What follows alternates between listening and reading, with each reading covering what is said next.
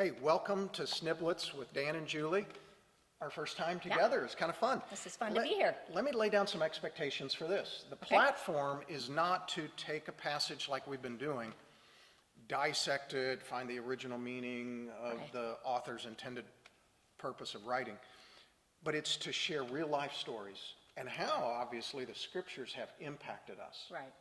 So with that in mind, let's talk about dreams. And when I say dreams, not nocturnal dreams, but dreams that we have for relationships.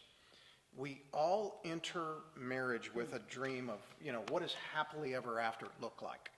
Yeah. So with that in mind, what kind of dream do you think women are bringing in? What are the dreams that women bring into marriage? Oh, so many. I think every woman begins as a very little girl, imagining what first of all, her wedding will be like, but then who she will marry and what her married life will look like. And so she has incredible dreams and visions that she is formulating from a very young age and perfecting over the years.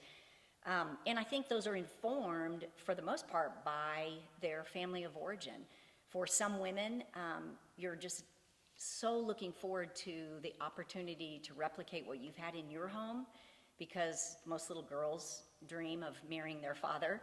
And then for other women, unfortunately, their desire is that they will not duplicate anything that's within their home of origin. But either way, we are bringing in lots of our own thoughts and dreams into our marriages. Right, yeah.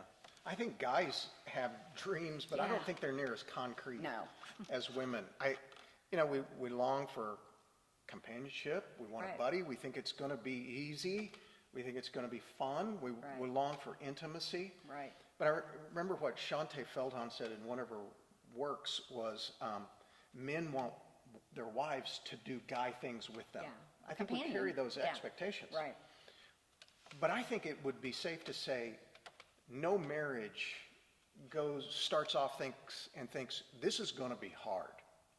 Right? Nobody thinks that. Right. I want to introduce a couple of words that we'll probably go back to over and over and over, and hopefully we'll do a lot of these sniblets, but oneness and isolation. When a couple enters marriage, they are one in God's eyes, but we long for oneness. We long for connection. Right. But many times we live in isolation. So when you think of oneness, what comes to mind? I love the word. We don't actually have the word oneness in Scripture, but everything in Scripture represents in the marriage relationship the idea of oneness, which I think I would define, we could define it in a lot of different ways, but being understood. The word I like to use a lot is feeling like I'm necessary to this unity that we have, feeling like we're a team, that we have each other's back, both in our home and among our family and outside of the home, and even absent from one another. Yeah. What about that idea of isolation? What do you think about that? Yeah, I think nobody wants to be isolated, but I think in fact the reality is that we live isolated sometimes. All couples do. Right. And it's how do we avoid that? But isolation, I think, is just kind of your roommates. Right. You're doing life side by side, but you're not really connecting. It's like I picture in my mind 2 4x8 pieces of plywood that are just kind of bumping into each other, going through the motions, but they're not emotionally connecting. Right. I think we can also think it's either one or the other, and it's a very fluid dynamic. I think in the course of a day, we can feel isolated from one another, depending on a conversation, or we can feel very much a team and one. Yeah. So it's a fluid movement in the course of our lives that we have to be aware of all the time. I think maybe a synonym of isolation is lonely. Yeah. You're busy, but really you're lonely, which is crazy in our culture. I remember when we got married, we went to a conference. We heard somebody say, life wouldn't be so hard if we didn't expect it to be so easy. life wouldn't be so hard if we didn't expect it to be so easy. So what do you think of when I bring up that statement? Right. What comes to mind? Well, I think all of us in our humanity, we are going to take the road of least resistance because we want it to be easy. We're bent that way. But reality is, right from the get-go, it's not easy. And there are really difficult places and points of suffering and difficult relationships that we deal with. And so it leaves us with a sense of disappointment. You mentioned loneliness, but a heaviness, a weightiness that we need to know, what do we do with that? You know, and I think too, you've mentioned it before, but as we've said, women, we go into not just our marriages, but most of life with very high expectations. I can have very high expectations about a relationship, about a purchase, about a conversation I'm anticipating that I'm going to have. Most of the time, if I'm honest with myself, my expectations are so high that they aren't even really possible.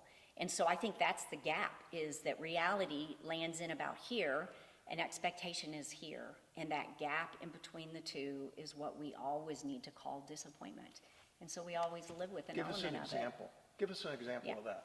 Yeah, well, when we were young, I mean, you want that one, or you want to, because I think it happens constantly, but when we were first married, almost immediately within the first month or two of our marriage, Dan and I realized that our families had raised us embracing Saturdays in an entirely different way.